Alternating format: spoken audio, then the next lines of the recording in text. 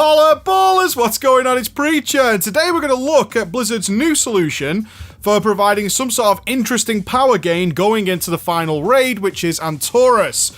Ever since Mists of Pandaria, Blizzard saw fit to provide us with a decent upgrade as we went into the final raid to add that little bit of fun, our final sort of power increase. So in MoP it was the legendary cloaks, we got them relatively early on in Siege of Orgrimmar, and in War of the Draenor, of course, it was the legendary rings, which we got relatively early on as well.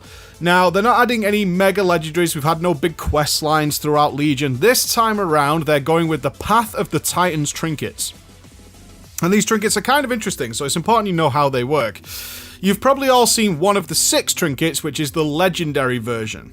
The legendary version is being known as basically the Super Arcano Crystal, okay? It drops from the final boss, as do all these trinkets. They all drop from Argus the Unmaker, the final boss in Antorus, and it's just straight up item level 1000, basically an Arcano Crystal. Very cool. Now, there are 5 other trinkets. They still drop, similar to Archimonde with the class trinkets, you might remember.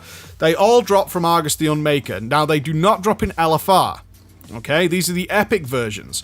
Now, it doesn't matter whether you get them on normal, heroic, or mythic, they all drop at item level 940. You can't get it in LFR, but from normal and above, you can get your trinket, and it will always be 940. Now, if you don't want the legendary one, for whatever reason, you can get an item week on week which will upgrade the epic version to item level 1000, which is kind of a safety net as well, should you not get many legendary trinkets, because what you're going to find is these trinkets have 2 procs. 2 procs. So the first proc is something kind of mundane, depending on which one you have. It'll be something like increases leech, or something like that, or for like the strength DPS one, gives you some fire damage while you're DPSing with it, right? But then it has a second proc. And this is what makes these trinkets special. The second proc can only occur inside the Antorus raid. It will not occur in M+. Now, again, subject to change. These things are always subject to change. But Blizzard seems pretty clear on how they want these things to work. So this is why we're making the video now. This proc can only occur inside of the Antorus raid. Alright, won't occur anywhere else. You can't use it in open world. You won't get this secondary effect. It's only inside the Antorus raid. And that's got some RP reason behind it.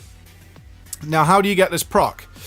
This proc is based on the amount of other people in your raid who also have a Path of the Titans trinket. So all 6 trinkets, which are the 5 epic ones, and the 1 legendary one, are considered Path of the Titans trinkets.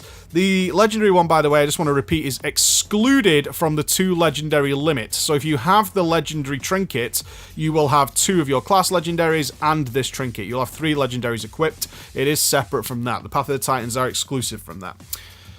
But they all work alongside the other 5. Now, what Blizzard has decided is that when 4 people have 4 unique buffs, so you have a healer one, a DPS, or a strength DPS one, an agi DPS one, and a tank one. When 4 people have their proc go off for their trinket, at that point, everybody who has a Path of the Titans trinket will get their secondary proc to activate. And the secondary proc is an increase of a main stat. It's not super powerful. It's less than most people have from Concordance now, certainly if you're raiding. But it is raid-wide, making it pretty impressive, right?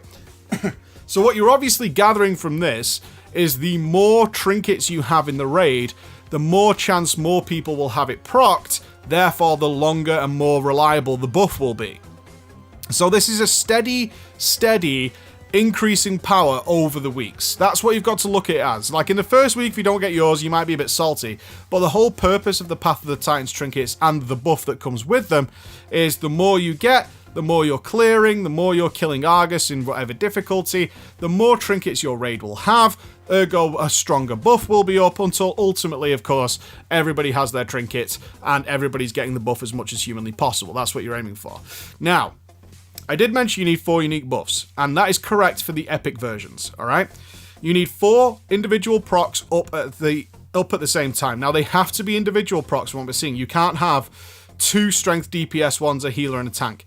That doesn't work. It has to be unique ones. So you have to have an agi one, a healer one, a tank one, and an intellect one, right? It has to be the individual buffs. So you can have any combo of those, but you can't duplicate. This is where the legendary trinket comes in. The legendary trinket is considered a wildcard. a wild card. And the legendary trinket proc can be anything you want it to be. So you can have the legendary trinket proc and 3 unique ones. The buff will go off, you'll get your secondary effect. You can have 2 legendary procs up, they will wildcard in for 2 of the 4 slots, and then 2 individual ones, all the way up to having 4 legendary trinket procs go off, and that will give everybody the buff. So in an ideal world, you want everybody in your raid, ultimately, to have the legendary version, and that means it doesn't matter who has the procs going off, you will all get the buff. And that, again, is this idea of steadily increasing the power of your raid over time. As you're farming and getting more kills week on week, more people will get the legendaries. It does appear like the legendary drop off Argus the Unmaker will be personal loot, so if you get it, you get it. But the actual trinkets themselves, the epic versions, they will be looted. They will be able to be decided by a master looter or whatever system you're using on the last boss, okay? Now, it does appear that you can clear normal for a chance and heroic for a chance, and of course ultimately mythic for a chance. So if you are a heroic guild, for example, or you're a mythic guild, you'll be able to clear normal and heroic each week to try and have a chance at the legendary trinket. That appears to be how it works. Now, again, totally subject to change. Totally subject to change. That is the system. That is how it's going to work. You're going to start off with very few trinkets, and then as the weeks go on, more and more and more, and the buff will be up more and more and more, making your raid time easier, and rather quickly, I would estimate, depending on the level of your guild, you'll very quickly have this buff up pretty regularly until it's up as much as it humanly can be. I think the proc rate is listed as like 1.4 times ppm, something like that, but obviously it's raid-wide, so if you have your proc go off, and that generates the Pantheon proc, the big one, and that dies down, then some other 4 can get it, and then you'll get your buff back again. That's the idea behind it, alright? What do I think about it?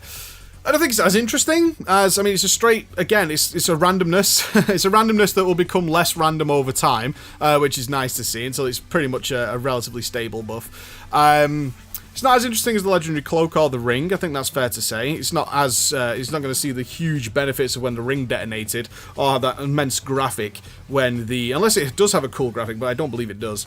Unless, you know, when the cloaks went off and you had Zuen shredding away at the bosses and all that kind of things. But I think it's a good idea. I think it's actually a pretty solid idea. It's rather consistent. Doesn't seem ridiculously overpowered. We're not going to see things like we saw with the legendary ring, with people pulling all the trash on top of the boss and then instantly one-shotting mythic bosses. We're not going to see anything like that. We're just going to see a very steady, gradual increase to raid power as the weeks go on in Antorus, and I'm fine with that.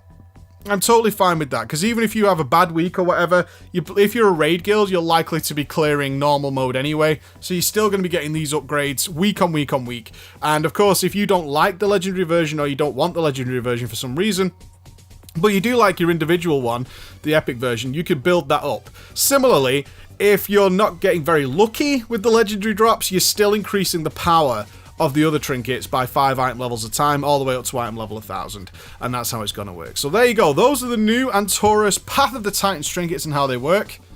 It's alright. It's alright. I like the idea that we're getting this nice little boost into the final raid as we come to the conclusion of the expansion. Hopefully it plays out well, and hopefully we don't see guilds ridiculously unlucky. Which is unlikely to happen, because even if you don't get the legendary ones, which is of course what people mostly want, you're still going to be getting the epic ones. They're like guaranteed drops off they're just the part of the loot table of the final boss. So you're still going to be getting those regardless and getting this buff up. It might not be the perfect instant answer, but it will be fine. Alright guys, thank you so much for listening. I'll see you again. Bye bye.